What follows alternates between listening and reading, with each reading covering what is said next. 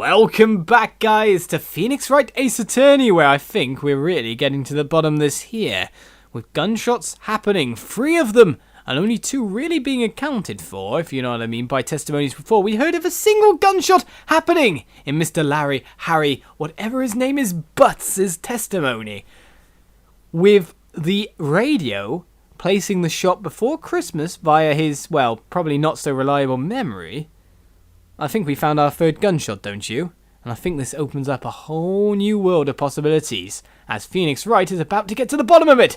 Almost Christmas means it wasn't Christmas. Do you realise what this means? When he heard the gunshot, it was still Christmas Eve. That would seem to be the case, yes. But he should have heard that gunshot after midnight. This photograph is irrefutable proof of this fact. Let's see what the time was on the photo taken when the gun triggered Miss Hart's camera. 12:25. Quarter past midnight. 15 minutes after midnight on Christmas Day. This is a clear contradiction, Your Honor. Indeed it is. Order! Order! What does this mean? The 2 prior witnesses heard gunshots after midnight. However, this witness says he heard a gunshot before midnight. Judge, the answer is simple. The current witness is plainly mistaken. Just look at him. Suspicious. What? Well, Mr. Wright, what do you think about Mr. Butts' claim he heard the gunshot before midnight? I think that Larry's right, because we have proof to this fact. Larry's not mistaken, Your Honor. He heard that gunshot before midnight. Intriguing. I'm assuming you have evidence for this wild claim? Show me evidence there was a gunshot before midnight. Not a single... Okay, problem. Where's it gone? Not a single problem, sir. As we say, take that. Look at this photograph. This was taken by our witness yesterday, Miss Lotta Hart, with her automatic camera. The timestamp on the photo reads December 24th, 11:50 p.m. Oh? But there's nothing on the lake in this picture. Your Honor, the real issue here is not why nothing is shown in this photograph. It is why this photograph exists at all. What do you mean? Your Honor, this photograph was taken by an automatic camera. That camera was set to go off in response to loud noises. Aha! Correct. There was a loud noise on the lake at 11:50 p.m. That is why this photograph was taken. In other words, when Larry heard that gunshot, it was most definitely still Christmas Eve. Indeed, it would seem that is the case. Then, where does that leave us? Miss Hart testified that she heard the gunshots after midnight. Are you claiming she was mistaken? Not at all, Your Honor. No, we have the proof that she's right. It is a fact that the camera also triggered at 15 minutes after midnight. Your Honor, that night there were 2 sets of gunshots with a 25-minute pause between them. Why would this be? Don't be fooled, Judge. That camera was set to respond to loud noises. Yes. There is no proof that the loud noise 11:50 was a gunshot. Why? The witness could have sneezed, triggering the camera. Hey, my nose was clear that night, man. Clear. Also, we know that it wasn't before, but now it is. Well, Mr. Wright, there's no turning back now. Can you prove that the loud noise at 11:50 p.m. was indeed a gunshot? Please show the court evidence if you have any. Right. From what I'd say, it's either Lotta Hart's camera that we're looking at here. I might get a strike here, to be honest. Because what I'm leaning more towards is the gun itself, fired 3 times. Take that! And I think we're wrong. This is my evidence! The murder weapon? Something about this pistol was bothering me, Your Honor. Both of the witnesses who testified yesterday heard 2 gunshots. However, the murder weapon was fired 3 times. When then was the last shot fired? Only now have I realized the truth. That third shot was the shot Larry heard just before midnight. Bingo.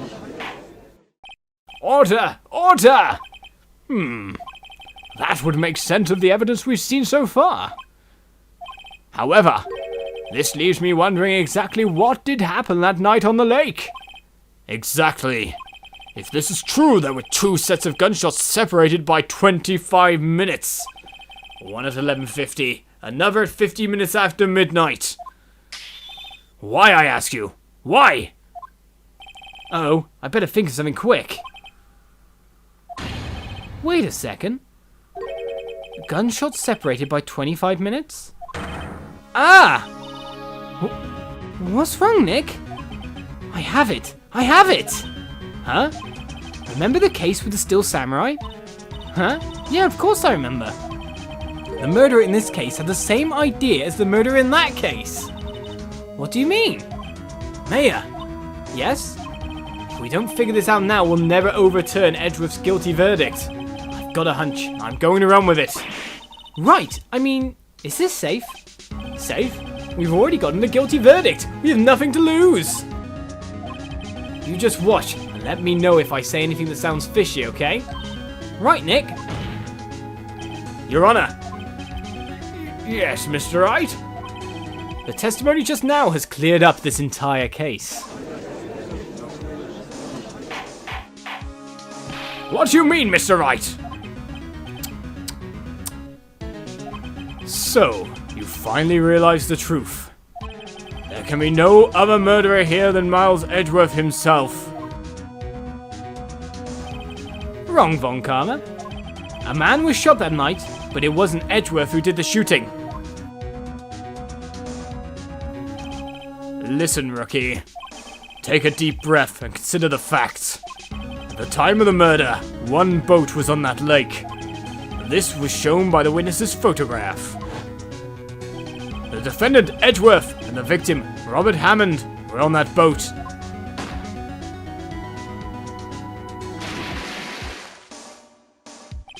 There was a gunshot fired on that boat, and Robert Hammond fell into the lake. The distance of the shooting was 1 meter. It couldn't have been suicide. Well, the guilty party has to be the other man on that boat. I admit it. It is hard to imagine any other possibility.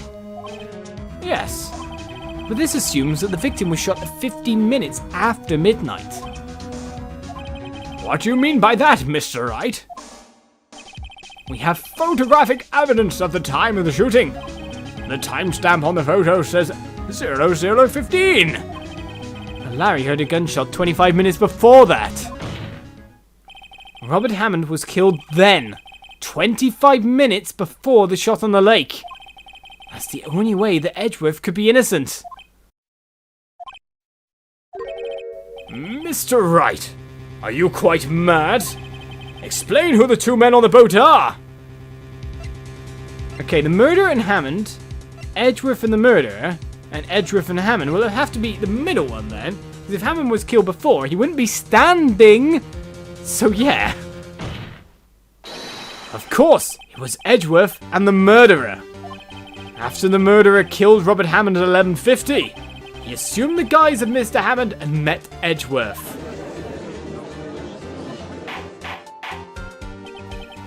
What? Are you serious? Yes, Edgeworth won't tell us why he went to the lake that night. However, I have a hunch. That night, Robert Hammond called Edgeworth to the lake. Now, Edgeworth didn't know Robert Hammond's face that well.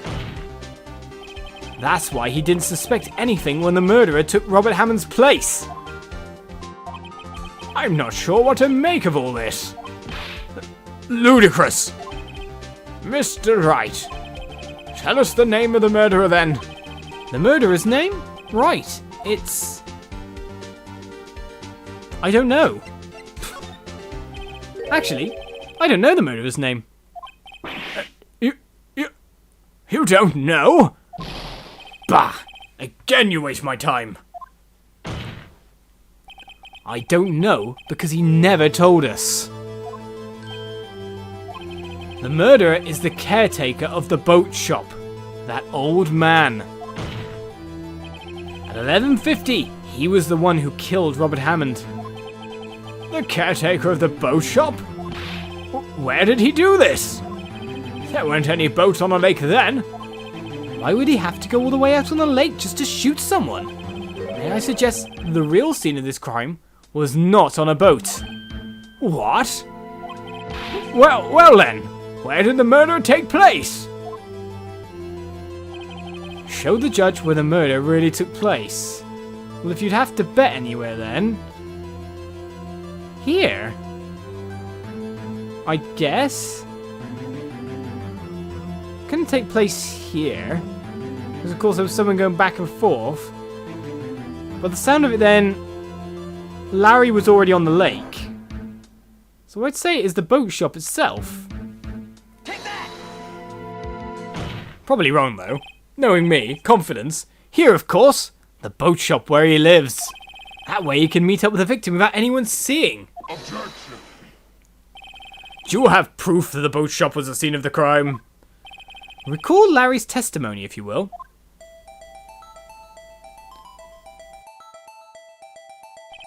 That night he was out on the lake in a boat, searching for something. He finds it and returns the boat.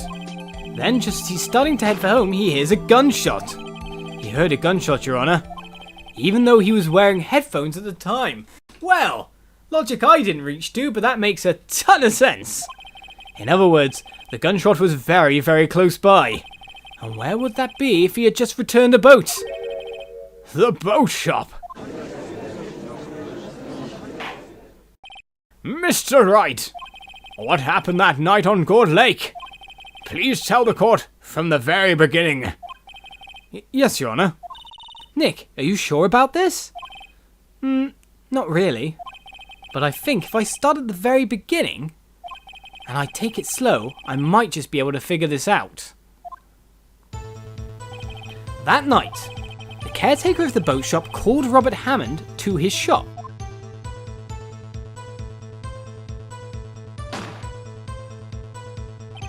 This was around 11:50. That was when the gunshot that Larry heard was fired. After that, the caretaker put on Robert Hammond's coat. He became Robert Hammond. Then he got in the boat with Edgeworth and went out into the middle of the lake. Then, who fired the pistol on the boat, Mr. Wright? That makes... yes, because 2 shots that didn't hit, 1 shot found in the corpse, 1 shot must have missed, if not both shots. We're counting the killer blow on the thing. So it's 2 shots fired past, and then the boat shop caretaker must have took a dive. Of course, it was the murderer who shot the pistol. He shot twice. Both missed Edgeworth. On purpose. Wait a minute. Yes? Why would he shoot twice if he didn't mean to hit anyone? Details. Know this, Mr. Wright. The moment you run out of explanations is the moment you lose. Tell us why the murderer had to fire twice. It was obvious before it even came up. Not because the first shot missed, it's silly because he missed with the second shot. He needed eyes on. He probably knew someone else was on the lake, but of course Larry left. But then he would have known if he lives in the area, that Lotta Hart had set up things. He'd know. So to create a witness, because Lotta would look, and well, the camera took the picture. Maybe he knew about the camera as well. I believe he shot twice to create a witness, Your Honor. Create a witness? The murderer lifts his pistol and fires 1 shot. That ensures that anyone who heard the shot would look at the lake. Indeed, Miss Hart did exactly that after hearing the first gunshot. Next, the murderer waits a bit and he fires again. Then,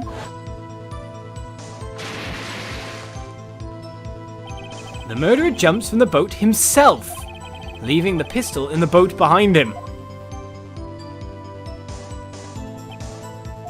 I see. To someone looking from the edge of the lake, it would appear that one of the men on the boat had shot the other, Also, more likely, it means that Edgeworth picks up the gun not just because of dazed and confused about what happened, but if the gun was clear and someone just tried to, well, seemingly take your life with 2 shots, and the gun was now available, you would pick up that gun in a form of self-defense. Most of the time, if you were on a murder scene and that kind of happened, you'd be like, well, I don't want to be incriminated, I'm not touching this. But in that kind of situation where the other party is alive, has just shot at you twice, I say at you, he missed, you would pick up a gun to defend yourself as well. It would appear that one of the men on the boat had shot the other. It would. The murderer didn't know about the automatic camera, of course. That's why he shot twice to draw attention to the boat. Okay, we thought he might have known. Once you realise that, everything else falls into place. The boat shop caretaker swam back to his shop. Then he put Mr. Hammond's wet coat back on the body and threw the body into the lake. This is what happened, Your Honour. These are the events that transpired that night on Gourd Lake.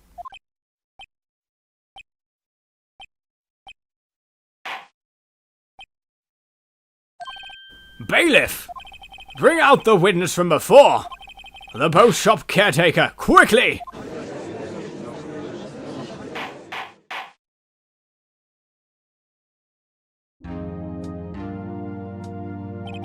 Very well. While we are waiting for the caretaker, I would like to ask the defendant, Miles Edgeworth, a few questions.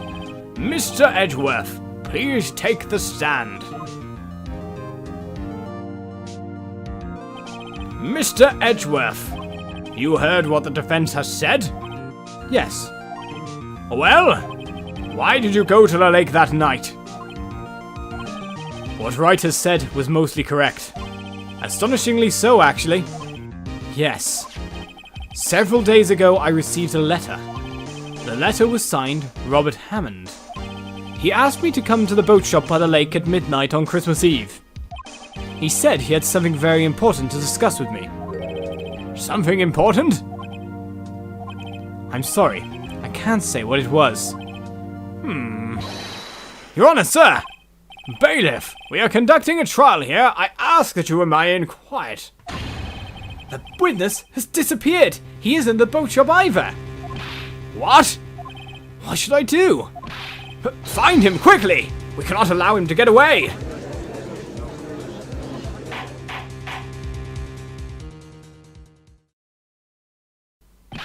Mr. Von Karma, your witness has disappeared! A search warrant has already been issued. It goes without saying that I cannot declare a verdict under these circumstances. I will extend the trial until tomorrow, the final day allowed. I request that the police department utilize all its forces to find that witness. Am I understood? One more thing. Just who is that boat shop caretaker?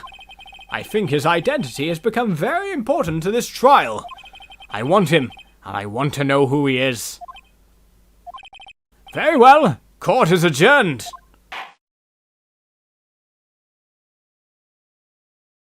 So we survived, and it seems by the end of day 2, we've mostly... again... made sure that our defendant seems very innocent. Yay, Nick! You did it! Yeah. Well, at least we got out from under that guilty verdict. And what about Larry? That was something else! Even Von Karma didn't know what to do with his testimony. Larry really helps us out. Sure, once I sifted through his unique testimony, I guess then Von Karma doesn't really know how to lawyer midway through a trial without lawyering from a script, if you know what I mean. Still, he did save us. I just wish our cases weren't so down to the wire all the time. I know what you mean.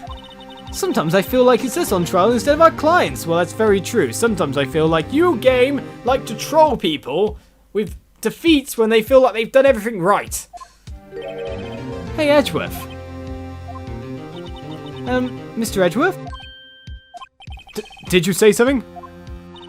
Don't look so pained. I mean, it looks like you're probably going to get off the hook. You could try to smile just a little. Relax. I'm sorry, but I fear it's not over for me yet. What do you mean? Right. There's something that's been troubling me for a long time now. and I don't know whether or not to tell you. Edgeworth? No, there's so little time left. I want to tell you, to get it off my chest, but... I can't make up my mind. What is this about, Edgeworth? It's a nightmare I've had. A memory of a crime that I committed. A crime you committed? A memory of a murder. What a great place to cliffhanger, not just me, but you. As we go to the to be continued screen, we'll save up to this point and continue next time on Phoenix Wright, Ace Attorney. Join me then. Bye-bye.